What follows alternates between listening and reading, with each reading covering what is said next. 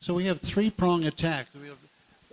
As an engineer working for an engineering company that specializes in this, one of my messages to the country has been all the technical solutions we need have already been developed.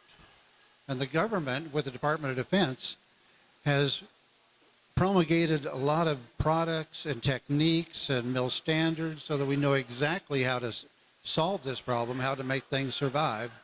And we've been doing it for 44 years to the point where we're refining our better products. And so there's not a technical reason why we can't solve a survivable grid in America. There's just not. There's something else is driving the boat, which is driving us a little nuts, trying to figure out why we can't push this noodle. But the second thing we've been working on is trying to get not just national legislation with help of Peter and Frank Gaffney and a lot of those guys, but working at the state level. Like maybe it's more effective to have every individual state try to pass some kind of legislation that pushes their power companies to take the own initiative. Like in Colorado, we have 35 different power companies. Across the nation, we have 3,500.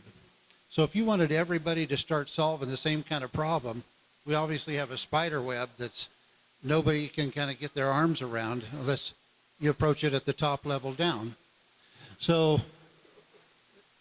Texas pushed through.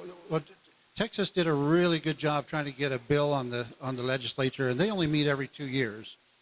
And when some of us went down there, like Peter and stuff, to testify before their Senate, and they were going to set up a 1-year study to figure out how to do it, and then 3 years to get it done.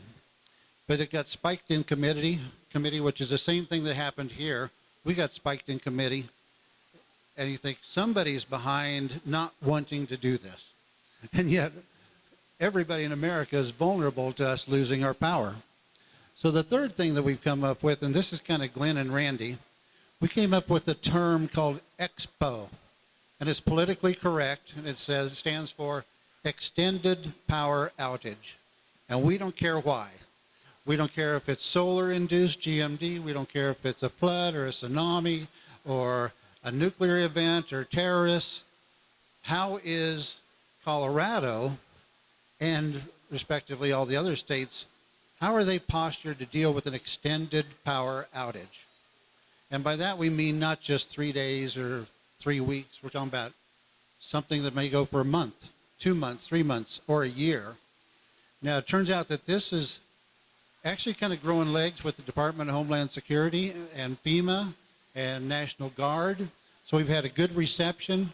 The problem is, like in the state of Colorado, an extended power outage means somebody has to come to our rescue, and that's not going to happen, as you heard some of the other speakers before us talk about. See if I go to the next chart. So, a lot of people, like Lynn said, don't want to believe the EMP threat. But this particular year, like right now, is probably the most vulnerable, most dangerous year I've ever seen in my life, and I've been working on this for almost 45 years. But we've had some really savvy guys all the way up the administration to the very top say, we are now faced with a clear and present danger. And if you listen to some of the news reports when you watch these guys testify before Senate committees and House committees at the national level, on about 2 or 3 different occasions I've heard some of these guys say the words, it's not a matter of if anymore, meaning if we are going to have an EMP event in America, it's a matter of just when. And so everybody's brain races to the fact that, well, maybe we're talking about North Korea. It's a little more complex than that. But for the first time ever, even the United Nations had a special session to talk about what the United States should prepare for if an event like that were to happen. And that just happened just a few months ago on the floor of the United Nations. But the question is, okay, well, who's behind this threat? And it turns out it actually goes back a few years. After the first Gulf War, if you guys remember the shock and awe days, when we had a big, massive attack there in the Far East, and we put an end to Gulf War #1.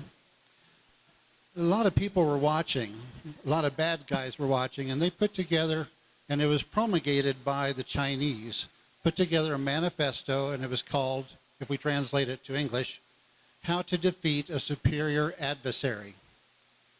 And they came up with a 5-prong approach that basically targets our power grid eventually. But it starts off with working off a national disaster.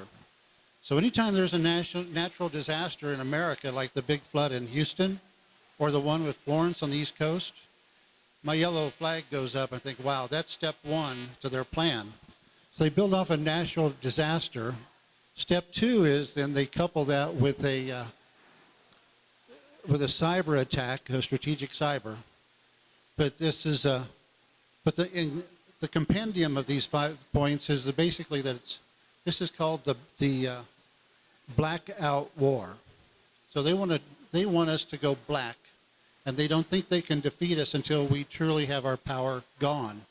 So step 3 after the cyber is to go with kinetic attacks, like what we saw out at, I always want to say Magellan, Metcalf, the Metcalf facility out in California a couple, 3 years ago, where strategic shots were fired into the transformers of the substation and they shut it down. Fiber optic lines were cut, all except for one. And when the experts came back, they said, yeah, that was a professional hit by special forces. So red flag number 1 is we had special forces on the mainland of the United States practicing how to do a kinetic attack upon a substation. And the answer is yes, we did that night. Then the 4th thing is they follow all of those 3 things then with an EMP attack. So if you were really wanting to shut down America, this is the game plan. And it's actually the game plan that's been adopted by 4 nation states. And those nations, see, I don't know if they're on there or not. The 4 nation states, yeah, we're talking about North Korea, China, Iran, and Syria. Now, if you wanted to throw ISIL in there, then as a nation state, which it really isn't, but that would be 5. So there are 4 countries in the world that are working together and practicing each one of those 4 things right now. So they're trying to figure out, can they do a kinetic attack? Can they do cyber attack? And obviously, when you watch North Korea's work the last couple of years with their nuclear weapon development, I know a lot of people dog on President Trump for over-speaking sometimes. There's one thing that he did say that I wish he hadn't, but he came back from his interface with the North Korean and he said, the threat is gone. I thought, no, it's not. They're destroying contaminated sites that have no value because they can't work at them anymore. And they're not doing so much research and development with a lot of sites that they are dismantling, because those sites were to put liquid fuel into missiles, and what they're now doing is they're converting to solid fuel, which is the next generation. I just heard this week that they're up to 50 to 60 weapons, and that's a little bitty tiny country, but China's got a lot more than that, Russia's got a lot more than that. So anyway, don't be thinking that North Korea is the sole culprit, because it's a consortium of guys that are working together on trying to get us to a blackout condition. So if you want to just look at North Korea and the launches that they've had, this KSM-3 is a funny little guy because it goes in an orbit that's exactly 300 nautical miles above the Earth. That's the sweet spot for EMP. If you want to detonate a weapon at 300 miles, that's how you cover the entire United States. The funny thing about that particular satellite is it goes just over the East Coast, right over Washington and New York City. So that's an actual plot of its orbit right there. But until recently, they had pretty short burn times. So if you look at the burn times they've been achieving over the last year or two, this is a chart I pulled off Fox News one morning. But their flight time to New York is 38 to 39 minutes. They've got that. If you want to hit LA, it's just 33 minutes. What's critical about charts like these is to look at the midpoint and look in the arc. There's a little zone that we call that the mid-course. And the mid-course is this zone right in here. Like on each one of those transient arcs. If you had a chance of shooting it down with our interceptors, that's where you have to hit them. Otherwise, when they break over, they just come screaming in, and the probability of us intercepting them gets really, really low. And to the point where people don't talk about that in open public, but what's the real probability once it turns and you miss it at midpoint? That means that any interceptor has to be there within 19 minutes, 15 minutes. That's a really quick response time when you factor in flight time in addition to all the powers to be talking and say somebody's going to hit a button and make it go. So anyway, the other thing you got to watch for is how high it can go, because they're trying to get to, if they want to really put an EMP over America, they got to get it up to 300 nautical miles. Well, a lot of the stuff that Kim Jong-un had done wasn't getting the altitude that he needs. So on the last one they had, where it went 900 miles in the sky, everybody goes, well, that's 3 times higher than the space station. What's the big deal with that? Well, 2 things. He's trying to build a nose cap, the nose cone that could take the load of coming in at high speeds. So that's one thing he's got to solve. And on that particular test flight, the good news is it broke up and it disintegrated, and so the nose cone did not survive. Therefore, the missile got unstable and just kind of blew up. But the bad news is he got the duration and he got the height that he wanted. So shortly after that, was when he got angry and said, I'm just going to EMP America. Well, the good news is, yeah, they had a missile destruct. The bad news from an EMP perspective is he doesn't have to solve either one of those things, those technical problems, if he just wants to light one off in the sky, get it at 300 miles and detonate. He doesn't have to have a reentry vehicle that's stable and solid. So anyway, that puts us in a really precarious spot right now because his test program is failing, and as a result of that, his solution is, well, I can just EMP you, and he said those words, publicly. So that's a concern. Well, the one thing that we run into a lot is people say, well, why is EMP different than any other kind of attack? Well, every natural disaster that we've had in America has always been, even Florence in the Carolinas, has been somewhat localized, where you have local damage, but then people come from undamaged areas to come in and help you. So the problem with EMP, since it's so widespread and becoming such a clear and present danger today, is that there would be no undamaged areas. So here in Denver, nobody's going to be coming down, from Colorado Springs. Nobody's coming from Phoenix.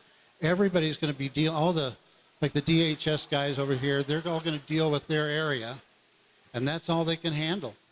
So there isn't a Cajun Navy that's going to be able to float in and help out because they have to stay home and take care of their territory. So that's probably the biggest concern.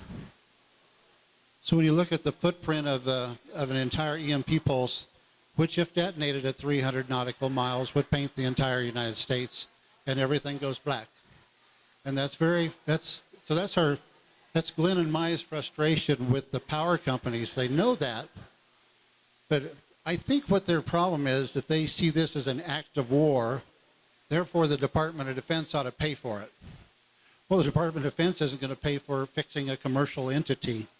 So, but anyway, for the first time in our history, people, Ground Zero is no longer a military asset. Then you could say, well, the Pentagon or Cheyenne Mountain or whatever, Norfolk, Virginia, that's always Ground Zero type banter. Now it's a commercial entity that's this big spider web we call the grid, owned by 3,500 different people. So who's going to make them fix it? Who's going to be a big enough dog to do that?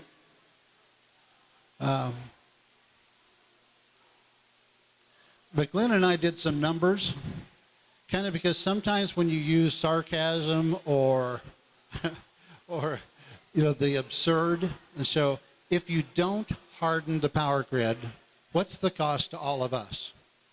And that's staggering. It took us by surprise. If you looked at Colorado, and we're a little state, we have 5.5 million people. If you wanted to feed them 3 times a day and give them water, you're going to have to come up with 6 billion with a B MREs to feed your populace. Now, that translates to about $33 billion each year. So if you're Governor Hickenlooper, you have to spend $33 billion to keep your populace alive. So if you're not willing to do that, I think that's going to make the cover of the Denver Post. Do we still have a Denver Post, or are they gone? But anyway, the governor doesn't know this yet. He does not know that he has a line item to keep his people living. He needs to spend $33 billion. Now that's every stinking year. However, if you wanted to fix the grid, we're guessing it might be $2 billion.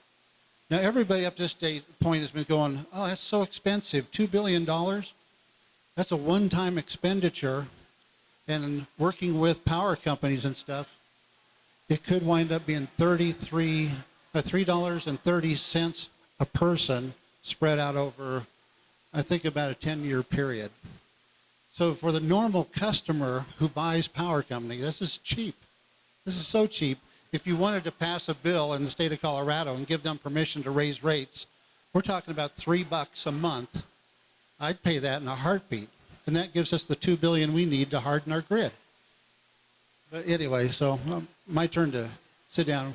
Glenn's going to talk a little bit more, and then I'm going to show you how to build it's not a microgrid, but we call it a nanogrid because it's so little. But you could generate your own electricity for the next 20 years using just the little things we got up here.